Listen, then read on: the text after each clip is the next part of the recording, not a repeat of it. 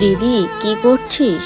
এই তো বোন বসে আছি। তুই তো এখন পায়ের উপর পা তুলে বসে থাকবি, তোর ছেলে মেয়েগুলো বিয়ে হয়ে গিয়েছে, তোর এখন আর কিসের চিন্তা? তা ঠিক কথা, সব থেকে শান্তি কি জানিস, মেয়েটা একটা ভালো ছেলের হাতে তুলে দিতে পারি।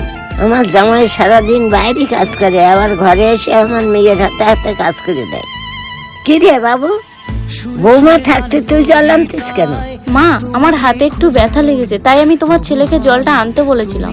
আমি আমার ছেলেকে কোনোদিন কাজ করাইনি, তুমি এসে কাজ করাচ্ছ? ও, নিজের ছেলেকে কাজ করতে দেখে বৌমার উপরে খুব রাগ হচ্ছে, তাই না? একটু আগেই তো তুমি ফোনে গল্প করছিলে তোমার জামাই নাকি মনের মতো হয়েছে, তোমার মেয়ের হাতে সমস্ত কাজ করে দেয়। অন্যের ছেলে যখন নিজের মেয়ের হাতে সমস্ত কাজ করে দেয় তখন খুব ভালো লাগে, আর নিজের ছেলে যখন বৌমার হাতে একটু কাজ করে দেয় তখন খুব কষ্ট হয়। নিজের মেয়েকে সবাই সুখী দেখতে চায়, কিন্তু অন্যের বাড়ি থেকে আসা মেয়েটাকে কেউ সুখী রাখতে চায় না।